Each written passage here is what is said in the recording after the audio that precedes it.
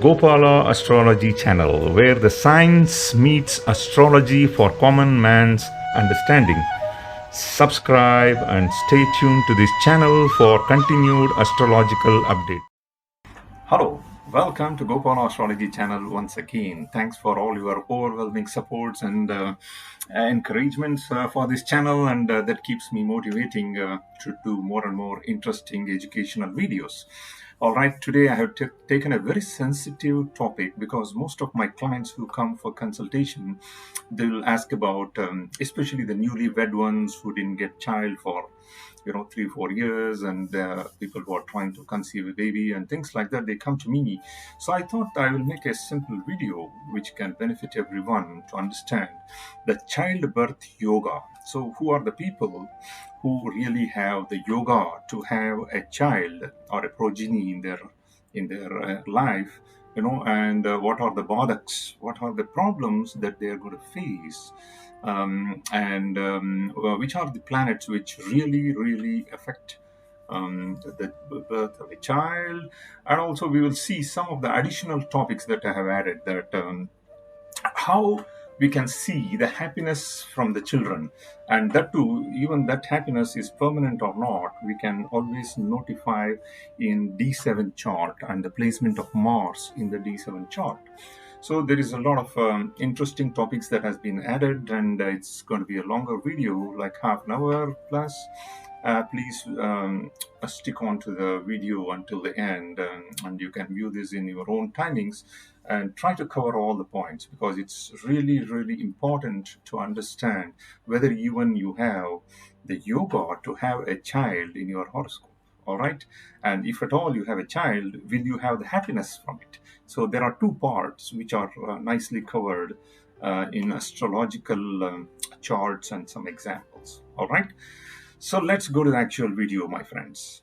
As I told you guys that there are few important planets that affect the childbirth, or that influences the childbirth in one's horoscope. I'm going to cover those points here. You can see the Jupiter, Sun, Moon, okay, the Venus and Mars. These are the main planets which are influencing the birth of a child in one's horoscope.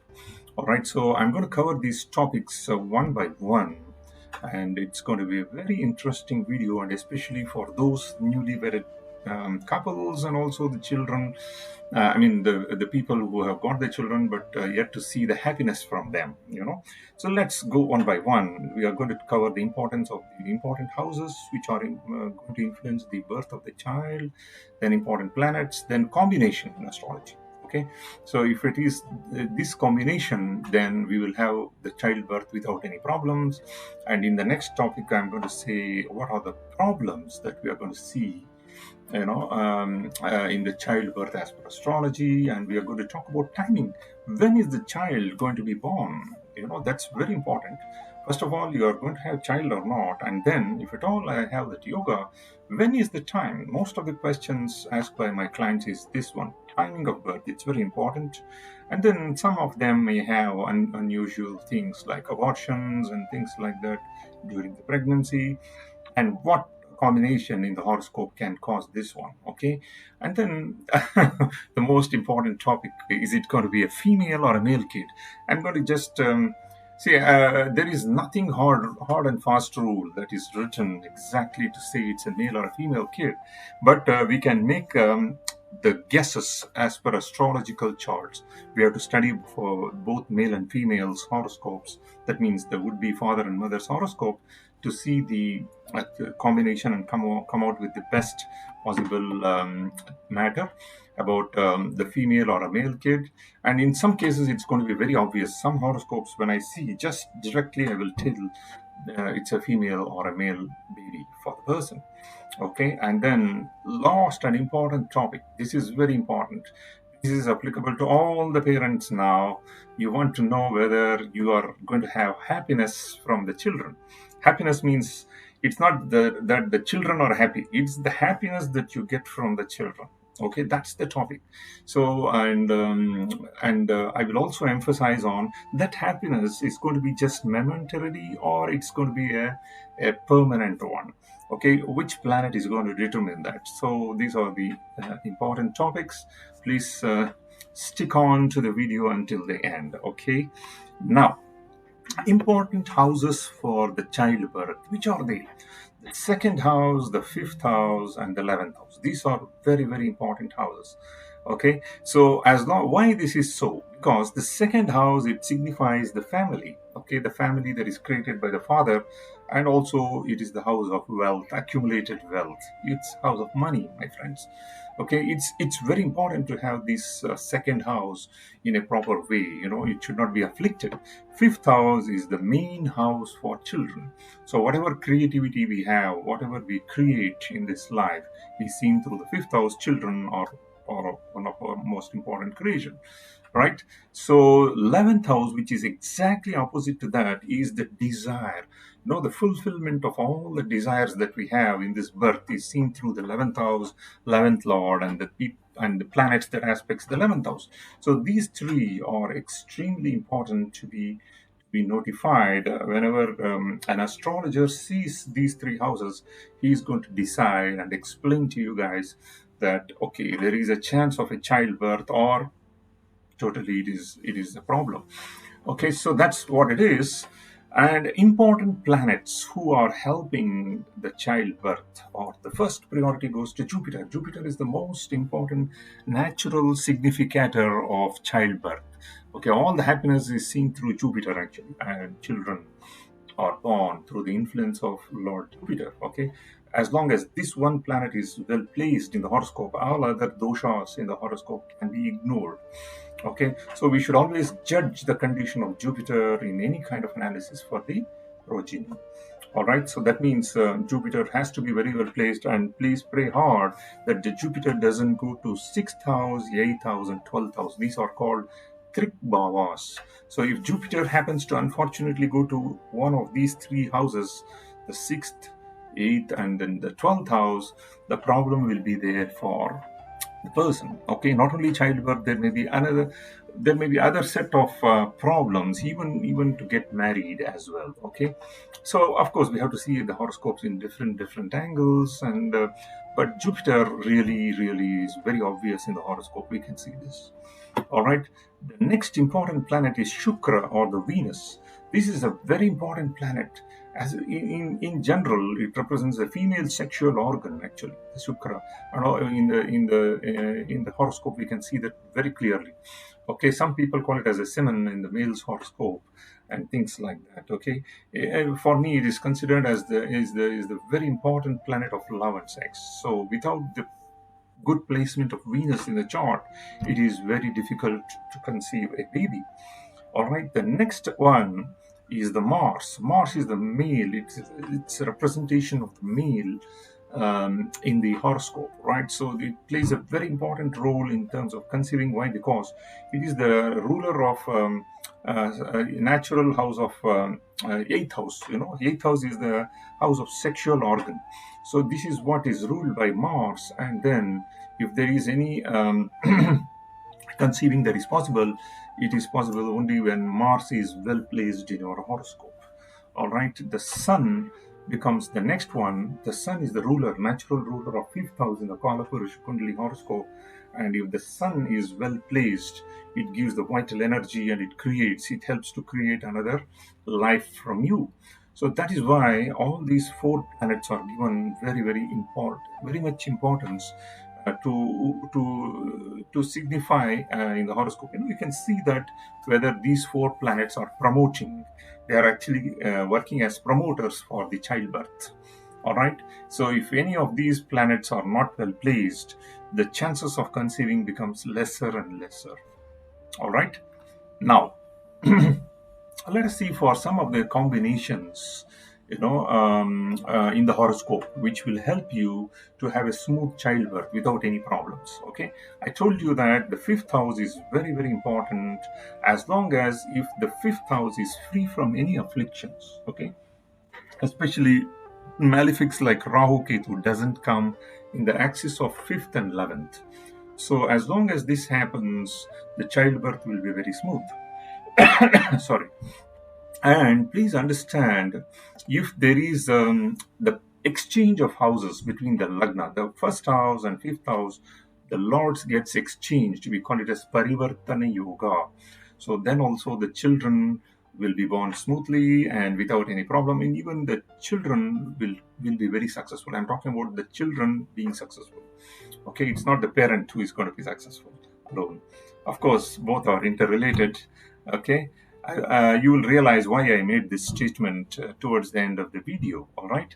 Now, the placement of fifth lord in the second house is another combination. When the fifth lord goes and sits in the second house of family, it's naturally a very benefic position for the fifth lord to be there, and then the childbirth happens very, very smoothly. And obviously, whenever you see the fifth lord being placed either in the quadrants, that the four Kendra houses, 1, 4, 7, 10, or in the Trikona houses, 1, 5, and 9, any of these combination happens, automatically the fifth lord is going to help the childbirth to be very smooth. Very easy conceiving and very easy childbirth. All right, the condition of the fifth lord in Navamsha. Now we are going to the divisional charts, okay? In D9 or the Navamsha chart and also D7.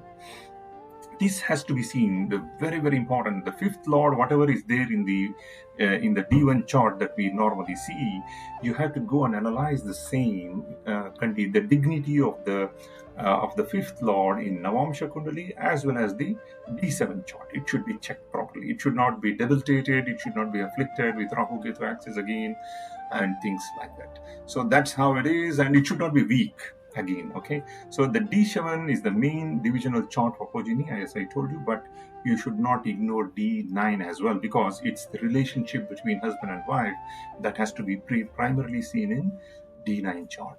So these are the combinations that we will normally see in horoscope when children are born smoothly in the house without any problem. All right, now comes the problems in the childbirth. When you have a problem in conceiving and having a baby. Okay, I'm going to explain one by one. There are 10 points that I have listed out. Of course, the 10th point here is Kala Sarp Dosha. Actually, I should have put this in the beginning, okay? Because this is one of the main factor for childlessness, okay? So this is sometimes if this Kala Sarpa Dosha is left untreated, and there are no benefic aspects of Jupiter or Venus on that particular fifth house, definitely there will be a cause that can be the cause for childlessness. Okay, it's going to certainly deny a child. So this is supposed to be the most important reason for child problems. Okay, let's understand other things one by one. Okay, the first principle is that the fifth lord goes to the enemy sign, or it can be debilitated, or it can be combusted. What do I mean by that? The fifth lord, for example, you take the example of Taurus being the fifth house. Okay, so fifth lord becomes automatically Venus, and this Venus should not go to the enemy sign. Okay, who is the enemy for Venus? It is Jupiter. It should not be in any of the two Jupiterian houses, say for example Sagittarius or Pisces. It should not be in one of these houses. It should not be debilitated. Venus gets debilitated in Kanya Rashi or the Virgo sign. It should not be combusted. The Venus should not come in very close conjunction with Sun within plus minus 3 degrees. And any of these combination happens, the problem can be there for the child conceiving, all right, or childbirth. Now, the second rule or the guideline for problems in childbirth is the fifth lord should not be lost in Graha Yuddha. Yuddha means it's a war, The fifth lord should not go to the war zone of sixth house. Sixth house is a war field, okay? Eighth house is a gutter. It's something hidden below the ground, and 12th house is totally Vyayasthanam. So 6, 8, and 12 are called Trik Babas, and we don't expect the fifth lord and even Jupiter to be in any of these houses. Okay, sometimes there can be loss of children also. Fifth lord going to the 12th house, they will have a child and suddenly they may lose the child also. Okay, now those are unfortunate things. Please don't be sensitive about this. I'm just putting those combinations, whatever I had got the experience in the past. Okay, now when the eighth lord is placed in the fifth house, eighth house is all about sudden events. Okay, and when this lord goes to the fifth house, it may indicate delay. Okay, so this eighth lord is considered negative. It should not go to a positive house like fifth house. All right, next. The fifth lord should not be retrograde. Always retrograde planets indicate that there is a backlog of karma. You have to go back and get ready and then shoot. So it's going to delay. I'm not saying that it's going to deny the fifth lord if it is retrograde, but it's going to delay the process of childbirth. Okay, and even Jupiter should not be generally retrograde. It shows a lot of backlog of karmas from the past life, as its main Putrakaraka. Of course, Putrakaraka as per Gemini should also not be retrograde. Okay, the Gemini is a new set of rules. I'm now just focusing on Parashari system. And Gemini is a wonderful system. I'm going to cover that in the coming videos, of course. So retrograde planets also should not occupy the fifth house. Any of the retrograde movements can delay the childbirth. I'm not saying it's not going to deny. All right. Fifth rule.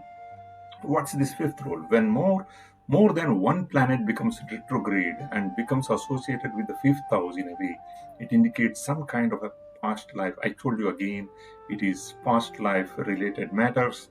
It is going to delay the childbirth in this present birth. All right. Now, sixth rule, in case of Sun in close conjunction with Rahu Ketu, okay, or Saturn within plus minus 5 degrees. So whenever Sun gets engulfed with Rahu Ketu within plus minus 5 degrees, I have seen more so when it is plus minus 3 degrees.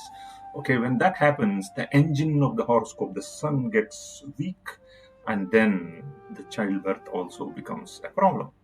All right, because Sun, as I told you, it's also a Putrakaraka. It is the lord of the fifth house of Leo, which is the natural Kala Purusha Kundali house, fifth lord. All right. The next one, the seventh rule, is in the fifth house of D1 chart. Now I'm coming to associate D1 and D9 and D7. Okay, so D1 is your normal Lagna chart. Fifth house lord of D1 chart or D9 chart or D1 chart should not be occupied by planets like Rahu, Ketu or Saturn. Saturn is only going to delay, okay? It's not going to deny the child, but whereas Rahu, Ketu has a very high probability of denying the child whenever they are occupying the fifth house in any of these three charts, D1, D9 and D7. All right. So unless there is a Shubha Drishti of Jupiter or Shukra, Venus on the fifth house, this rule can be overruled, and Rahu Ketu's influence can be minimized and mitigated. It can be done through some prayers as well. All right. The fifth lord of D1 chart should not be debilitated in D9 and D7 charts. Please understand this. This is very important to understand. If you are new to divisional charts, it's still okay. You can always download the Jagannath Hora and put your details, accurate date and time and place of birth. You can always see these charts. I can train you on this. If any of you guys have problems in downloading Jagannath Hora chart and in software, and then understanding D9 and D7, let me know. I can make another video on that. Okay, it's important to understand that fifth lord should not be debilitated in any of these two charts. If it's debilitated, again, it's going to delay the conceiving of the child. Then the lord of Lagna of the D7 chart and the lord of Lagna of D9 chart should not be weak or afflicted. It should never be weak. What do I mean by weak? It should not be in an enemy's house, or it should not be combusted and things like that. Okay, as I told you in the beginning, the 10th point, what I have put here was supposed to be in the first. So Kala Sarpa Dosha can really deny a child for a prospective couple who are looking for a child. Okay, but it can be mitigated. It can you can watch out my other video on Kala Sarpa Dosha. What are the prayers that needs to be done and how it can be done and things like that. So unless the prayers are not done, the effect of that snake which is embedded in the aura of that person is going to deny the child. Okay, it's serious. You have to do it. Seriously, you have to do it. Now, the question of time of birth.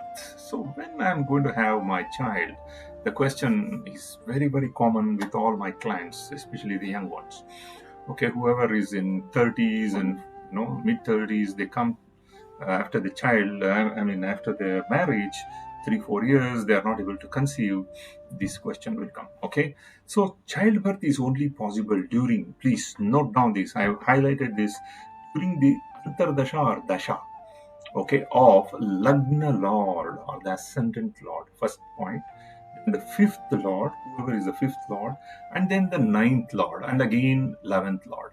So any of these combinations, if you have either Dasha or Antardasha, that is going to promise you the birth of the child. Okay, and we have to study the horoscopes of both husband and wife. If not, you are not going to get the full results. Okay, it should be present. If this should be running in the horoscope charts of both the father and the mother. That's very important. Only then they can get that child. So in the transit, in the regular transits, we always see the slow moving planets Saturn and Jupiter. Whenever they are aspecting the fifth or ninth house, it also accelerates, it also promotes the childbirth. Okay, especially Guru Balam. So for everything we need Guru Balam, and that's what it is. And Shani Balam also is very important. All right. So that's what I was supposed to say this. And then a very important combination I have put here in the transits. This is not the Dasha Antardasha. In the regular transits, look into the lords of second house, fifth house, and 11th house. Okay. I have taken the example here of Aries Lagna. You can always change this to any of these ascendants, not a problem. So in this case, it is Aries ascendant. I have put the second house, fifth house, and 11th house here. So for Aries Lagna, the Taurus means it is ruled by Venus. So either you are running through the Venus. So the Venus is here or here or here. Okay, any of these combinations. And then fifth house is Surya or the Leo. The ruler of Leo is Surya. So whenever the Surya is either here or here, 11th house or in the second house, or in other words, Saturn, who is the ruler of Aquarius, when he is in Aquarius itself, or in Taurus, or in Leo. So any of these combination happens, we are going to see the childbirth possibility. Okay, this should be there in both husband and wife. I hope this is very simple to understand. Please do not get confused with this point and this point. This is more on Dasha Antardasha, that is the planetary time period. And what I have told here is just the Gocharapala, that is the transit results if Guru is placed. Whenever there is a Guru Balam, and then this combination happens. Whenever the Lord of second house placed in the fifth house or 11th house or second itself, and other combinations. So this is Gochara Phalam and this is Antardasha and Dasha Phalam. All right. So whenever this happens, the confirmation can be given that the childbirth is possible at this period of time, and for both husband and wife. All right. Now, one more point that we need to be very, very careful is about the termination of the baby or the abortion. So when is this combination possible, and when it is above all this classical astrology? I have seen a very important point here is the planet Pluto. Pluto is Mahakal Shiv himself. He is the constructive destructor. Whenever you see the presence of Pluto in the fifth house, it's not put in this one. I'm explaining to you in addition because modern astrology talks about Pluto. So whenever the Pluto is placed in the fifth house, there is a very, very high chance of having an abortion, especially in the chart of females. And if the fifth house has if Pluto is there in the fifth house for both husband and wife, they are going to go ahead with adoption. They may adopt a baby. Okay, just take note of this. I have seen this in a couple of my clients' charts who have adopted a child, and I'm learning and I'm doing more research work on Pluto because it's a very, very interesting fact. All right, so let's come back to the classical astrology here. Now, when this abortion combination is possible in one's horoscope, especially this is for female. Okay, so if Mars joins Jupiter and Venus in 8th house, okay, when there is a conjunction, Mars, Jupiter, and Venus, Okay, a woman can face abortion problems or complications. It can be even multiple abortions.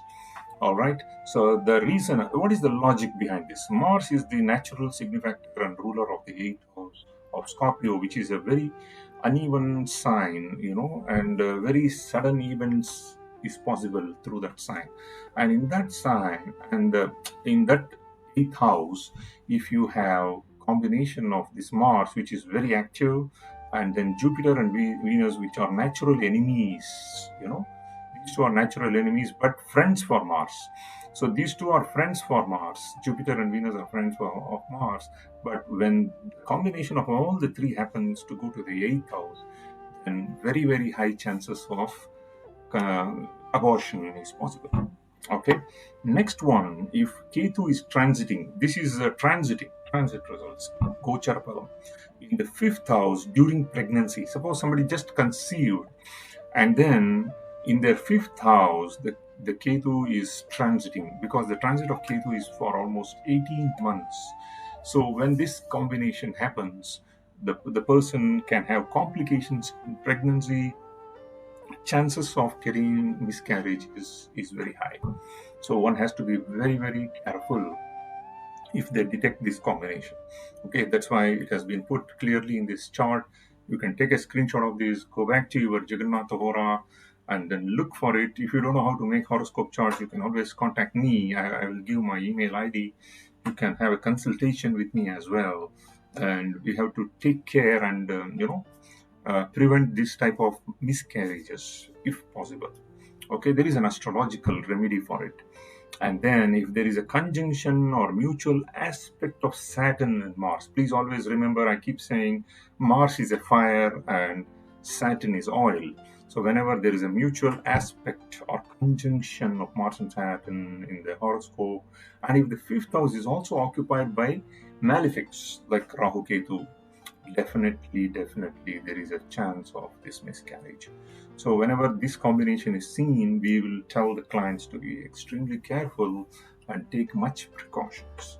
All right, now comes the interesting topic. Very, very interesting topic.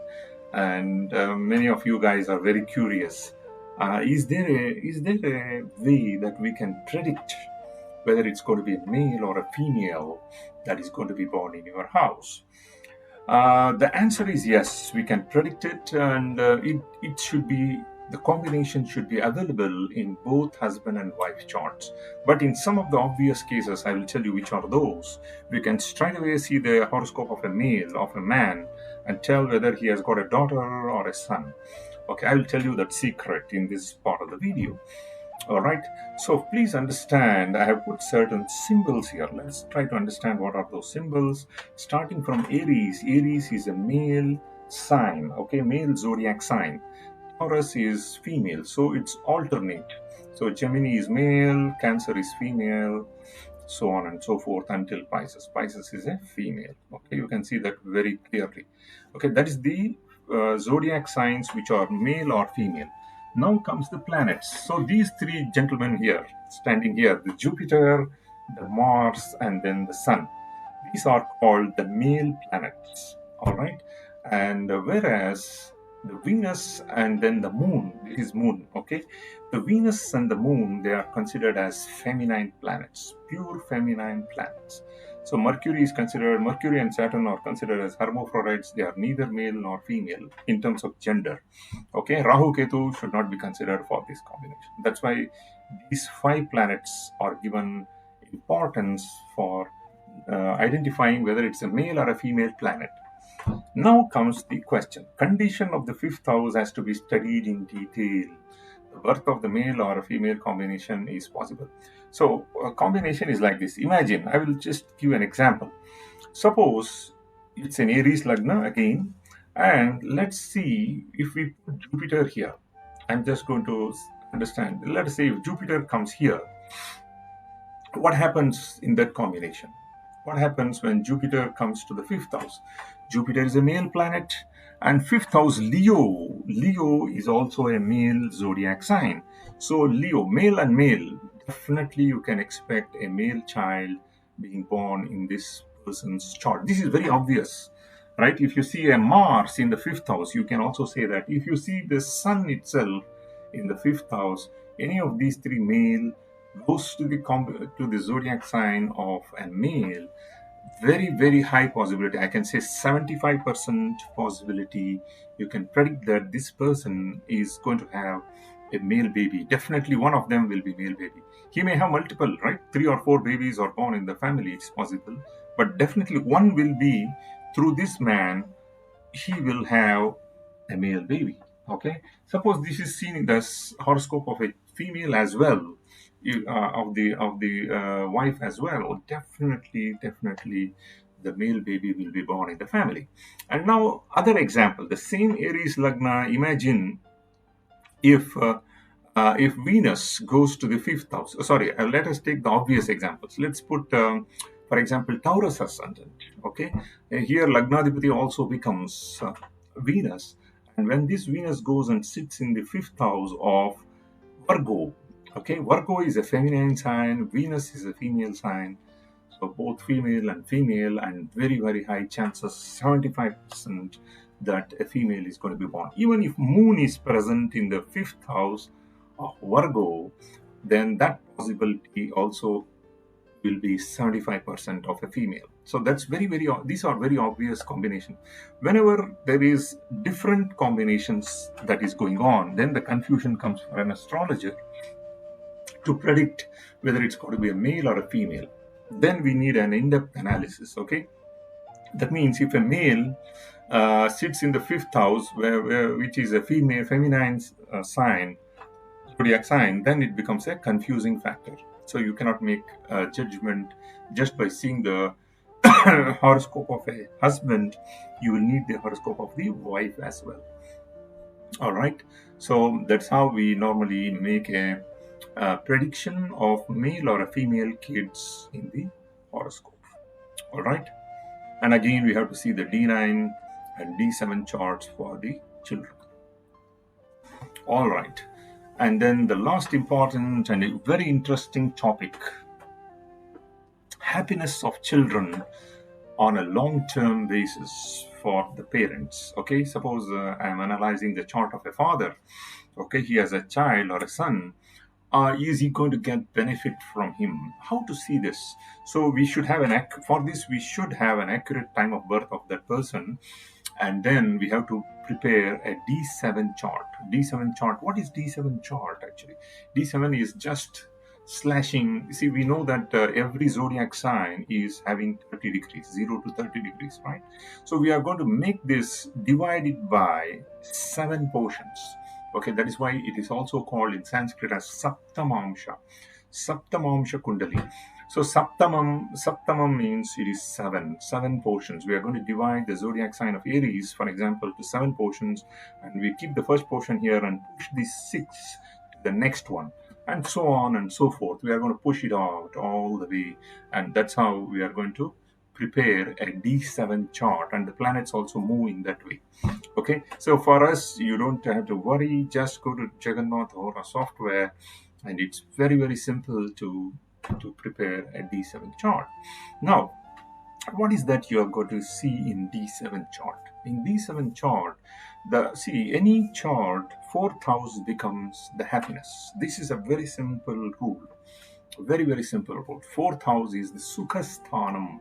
So whatever chart you see, the 4th house becomes Sukhasthana. I'm talking about whatever divisional charts you consider, including our D1 chart or the Lagna chart, 4th house becomes Sukham. So we are going to have a look at this D7 chart and see the 4th house. If the 4th house has Shubha Grahas like Jupiter, Venus, or Moon, okay, and we consider that as one of the best combination to have happiness from the children. Please do not mistake this. This is not the children is going to be happy and the life of the children. It's not that. It's the relation that you are going to have. How well the child is going to take care of the father or the mother in their old age or in any of the life terms. So what is that relationship? How is it going to be? Is this child going to be beneficial to me or not? That's what is seen here. So in the fourth house, if you see a Shubha Graha, it's going to be the best ones. Okay, so now this happiness that child is going to give you, is it going to be a temporary one or a permanent one? See, please understand the Bhumi Karaka or the Mars is very, very important to know the long term or the permanent happiness in any kind of chart. Okay, this rule applies to any of the chart which I'm going to explain to you in upcoming videos. But in this case of D7 chart, if the Mars is placed in 1, 4, 7, 10 from the fourth house, that means the fourth house and the Mars are in mutual kendra to each other. In this case, what I'm showing here, it's a Aries Lagna. Fourth house happens to be Karkataka Rashi or the Cancer sign. Here, if the Mars is placed either here or here or here or here itself, it becomes the Kendra position with respect to the fourth house. Fourth house is Sukham, Sukha Bhava, and then from there, if Mars happens to go to the any of the quadrant signs, then we say that the permanent happiness is seen in this chart. All right, so this is very, very, very important. And some cases we also say if Mars is in the Trikona Bhava from the fourth house, so you make fourth house as the Lagna, and if this is there either in the Lagna itself or in the fifth from it or from the ninth from that Lagna, that is the fourth house should be taken as Lagna or the ascendant, and if it is placed in the Trikona, the triangular houses 159, if Mars is present in 159 from that fourth house, we say that the permanency will be there in that happiness that you derive from your children. That means your children are going to be very kind to you, they are going to make you happy, they will be highly meritorious, and you will be very proud of your children, and they will fulfill all your desires and ambitions. And until you die, they are going to take care of you and they will be very kind to you. That's what every parent normally looks for it. And the opposite can happen when the Mars is not in these houses which I told you, Trigbhavas. If it is in the if it is in 6, 8, and 12 houses, the happiness may not be permanent. And if at all there is a malefic in the fourth house of the D7 chart, you may have a lot of problems from the children. Okay, so that's what it is. And we have come to the end of this video. If you have any questions, please type it in the comment section. I will be very glad to reply to you. Please subscribe and share this channel to all your friends so that we spread the knowledge of astrology everywhere in the world. Thank you very much. Have a nice day. Bye-bye.